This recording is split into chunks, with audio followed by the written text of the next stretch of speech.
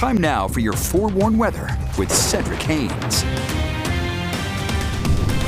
All right, folks, let's keep an eye on what's going on across southern Utah as we continue to watch the fires down south here. Of course, we don't like to see this, and we don't like to see images like what Cannon's sharing with us here of all that smoke and haze being lofted up into the air from these fires here, because it has to go somewhere.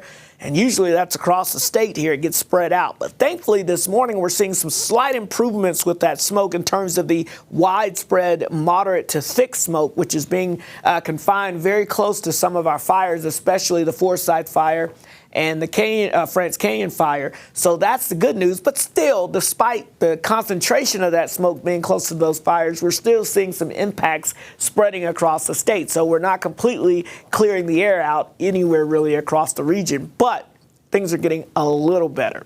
All right, look at the temperatures. This is something else that we are watching across the entire state, and that is slightly warmer temperatures. These numbers are some 5 to 10 degrees warmer than yesterday at this time in many spots because it was obviously a warmer day yesterday. Yesterday was the first day we actually saw high temperatures above average since this past weekend. So it's been quite a while. There's some nice, comfortable temperatures out there, but that's all changing now. We've got temperatures from about 65 in Ogden to 72 in Salt Lake City, 64 in Provo, 61 Price, 62 Emory, and 57 degrees currently in Cedar City. As we walk it through your forecast along the Wasatch Front, the upper 60s turned into mid to upper 80s through lunchtime. So we're definitely heating up as we go throughout the morning hours. St. George, you'll see those temperatures going from the 60s into the low to mid 90s here as we go throughout lunchtime as well. So it's going to be a hot one out there for us, folks, as we see those highs in the mid 90s along the Wasatch Front, low 90s up towards Cache Valley. We've got temperatures that are going to be climbing close to 100 around Moab. Temperatures in the Castle Country in the low to mid 90s and triple-digit heat across southwestern portions of the state. Now, if you're planning your weekend forecast, no worries about any rain or storm chances. Warming conditions, mid to upper 90s for the weekend along the Wasatch Front. 103 to 105 this weekend in St. George. So very hot conditions, and that's really the theme, folks. High pressure. The heat dome means we get sinking air and we get a lot of compression, and that heats things up quickly.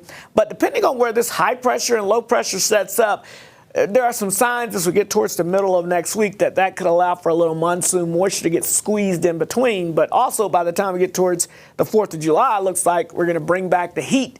And as we start to dry things back out again. This is what we call the precipitable water look here. And this basically tells us how much moisture is in the upper levels of the atmosphere. So notice here going into next week, we're starting off dry here in the Beehive State with not a lot of moisture with the area.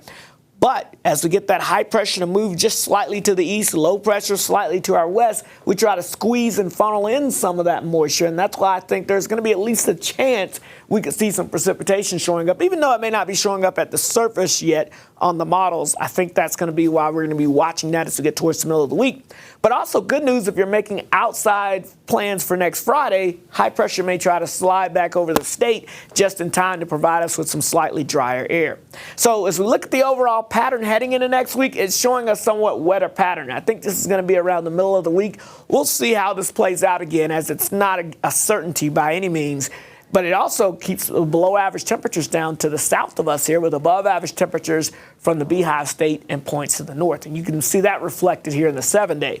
So St. George, 100 to 103 to 105 to 108 on Monday. Then we may see a little bit of moisture trying to move in. Again, still some questions on how it exactly plays out. But what we do know is it gets hotter heading into next week. After we go from the mid to upper 90s this weekend, we're looking at triple-digit heat by the beginning of next week along the Wasatch Front. All right, let's get a check at your traffic this morning. And as you can see here, things are quiet out there as we look at I-15. Everybody's moving along just fine out there this morning here as we kick off our Friday morning commute. No major slowdowns or issues showing up out there. I-80 eastbound at State Street also looking pretty good early on this Friday morning. So take your time, but looking good to start off your travels early on this weekend time frame. Guys? All right, Cedric.